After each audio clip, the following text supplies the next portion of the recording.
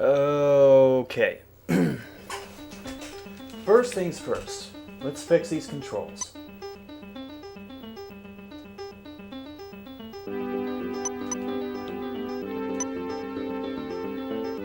There is a reason I'm doing this. It's because the last time my controls were set to this, and then I went into the game, the controls reverted back to the default and all my buttons changed. That's the quality of game we're getting into with this. Let's see, throw, sword, jump. Okay.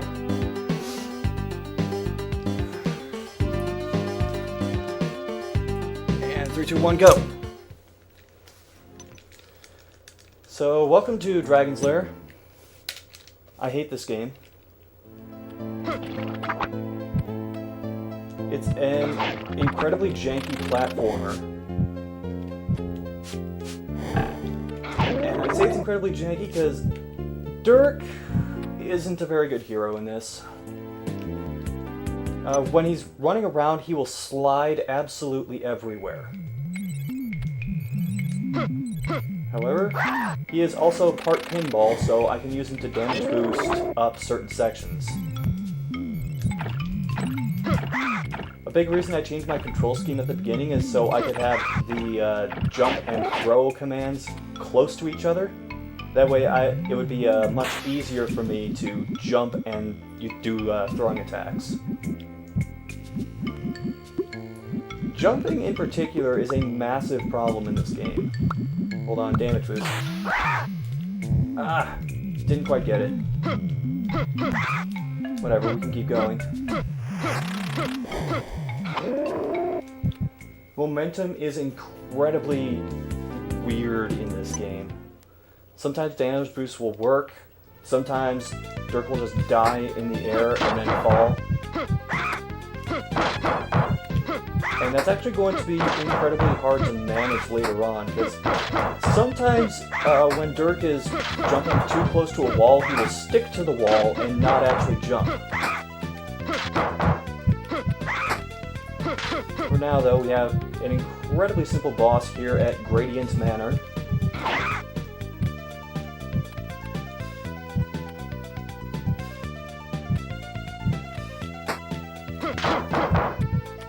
I mean, at least they're using a bunch of the same characters from the Dragon's Lair games. I guess I can give them credit for that much.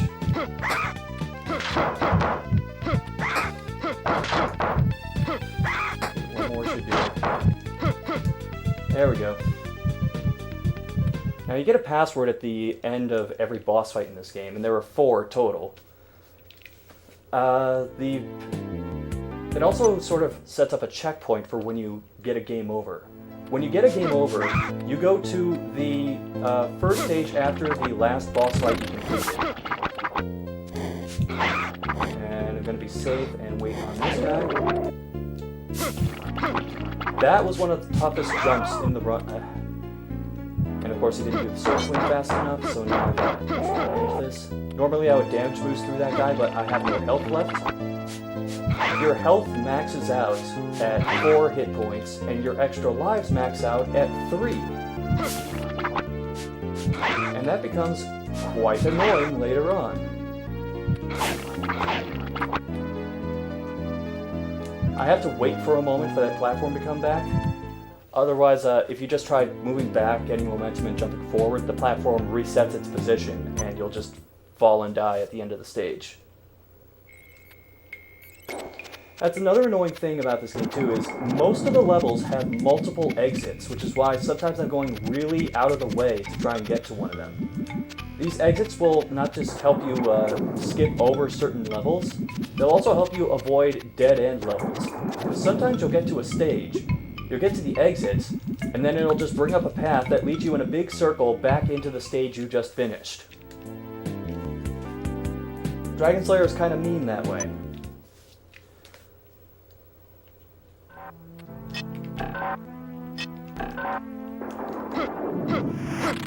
Something else that's kind of mean about Dragon's Lair is it expects you to do a lot of jumping throughout these stages. I have to land on that anvil or will die instantly. regardless of how many hit points we have left on that fire. Now, in the middle of this is required to get to the extra exit in the stage. We're going to have to wait at the bottom so we don't get hit by the dragon head.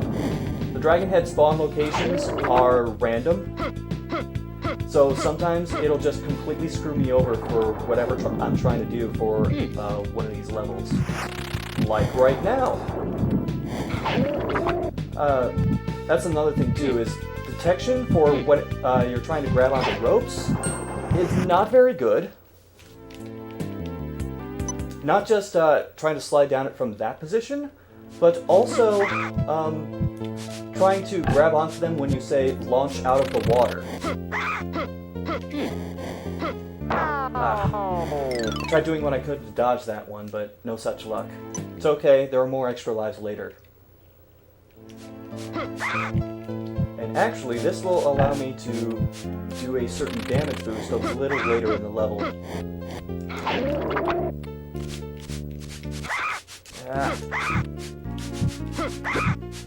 I don't mind games where you have to hold down jump in order to gain more height, but in this game, jumping is so floaty, it doesn't feel right at all.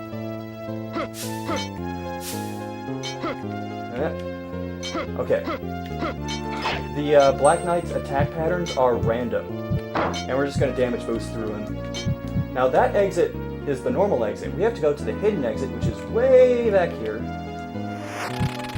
And we're good. Now this is an important stage because it changes up what throwing weapon we get. Also, gonna get the health, just to be safe. Now we have the shuriken. GameFAQs lied and told me that this was the worst weapon in the game. And that bat, there we go. Bats are really annoying as well. So the shuriken, people say it's bad because you throw it in an arc, so it can come back and damage you. However, it is the strongest throwing weapon in the game. Both of those are extra lives, so there's a little margin for error in the first couple stages, but not very much. This is why the shuriken's great. It makes this boss fight a lot easier.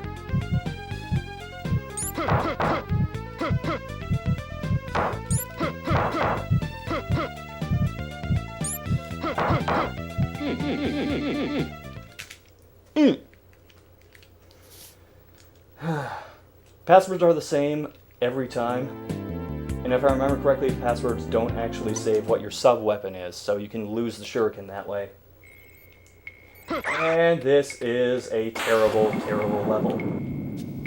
I have to get this barrel to a very particular spot. Oh no, oh no, no! Okay. It's possible to get crushed by that barrel and die. So I have to get the barrel over here. I have to be very careful. Okay. Sometimes it's very skittish about detecting when you're out of the water. So you'll still be in the bubble and just bouncing around on dry land. Have to get through here, and here, to here. Are we gonna get rejected? Okay, good. Sometimes when you jump up and try to grab that rope, it'll just throw you back into the water. You're just flat out rejected. And this is one of my least favorite stages. Here is a place where it's possible to get stuck on the walls and like that. And that makes it much harder to get up here. Could you stop?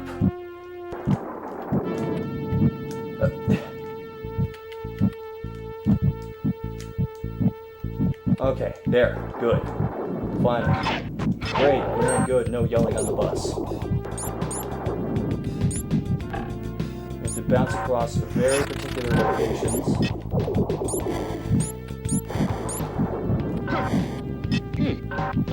Yeah, style points for that one. Oh, no, no, no, no, no. Okay, at least the bouncing platforms respawn in their old position, but I have to get it down here and then bounce up.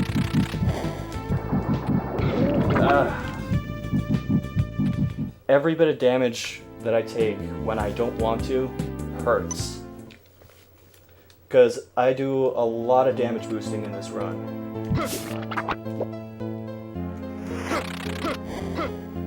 Oh, can we get it? Can we get it? Can we get it? Ah, no. If it spawns in just the right position, I can let go of the rope, hit it with a throwing weapon, and then continue climbing up the rope. And there are also very rare times where I can climb all the way up and then just attack it with the sword. Okay, damage boost time. Let's see if I get it. Yeah! Even if I don't get that on the first try, there's one other enemy which can respawn relatively close to there.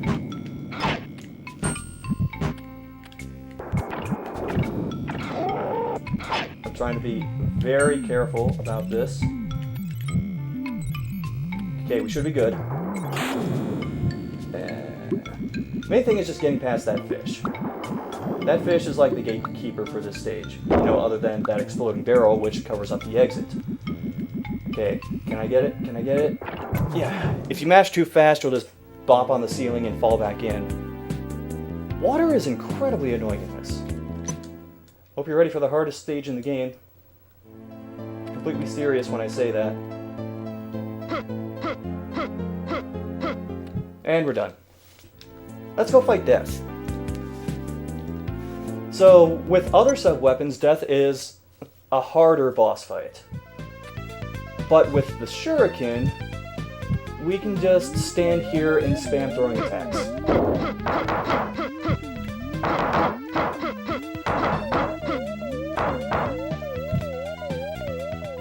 I have to be careful because you can take damage after the boss fight ends. In fact, if you touch Death's staff, that's an instant kill, even after the fight is over. So, welcome to the Murder Horn, the last few stages of the game. I call it that because there are some very particular tricks I have to do in order to get through this in one piece, including this leap of faith, which we made.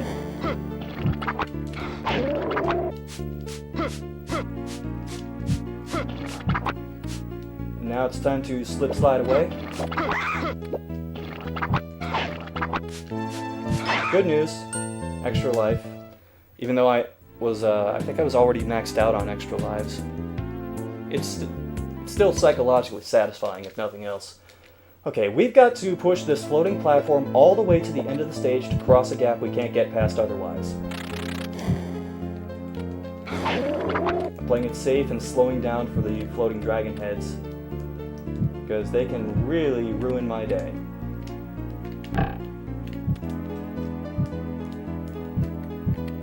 Okay.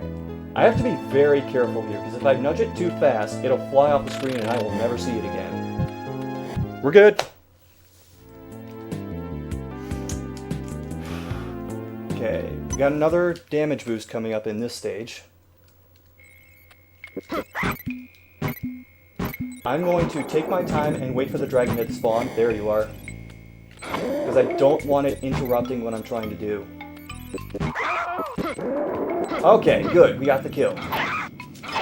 That saves me having to take an intentional death, because I need one more health for a final damage boost in this upcoming level. Could you please move faster, Dirk? Now, I could get completely screwed over here based upon where the dragon head spawns.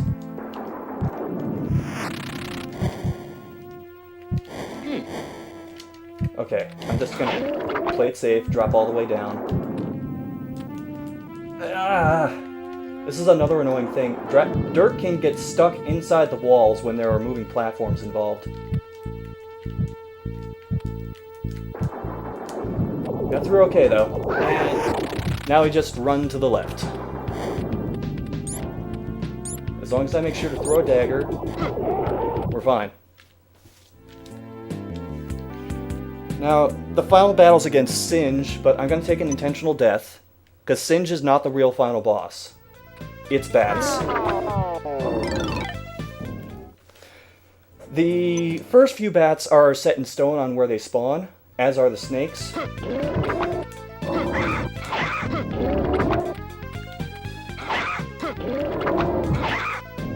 However, once you start fighting Singe, the bats spawn randomly. So they can do that. Oh god! Okay, safety, safety.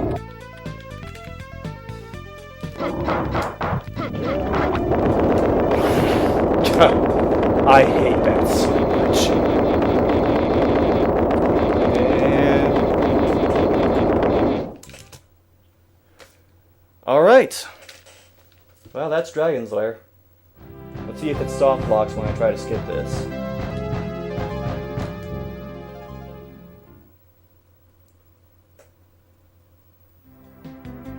Okay, good, it didn't.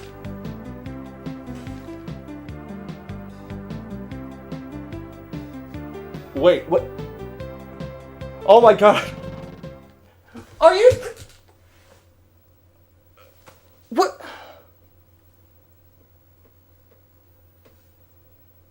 That's not supposed to happen. He's supposed to go through and hit the little gems and it brings up little credits for people who made the game, but...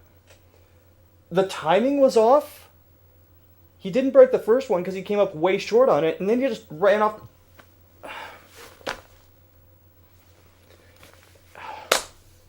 It's always something with this game.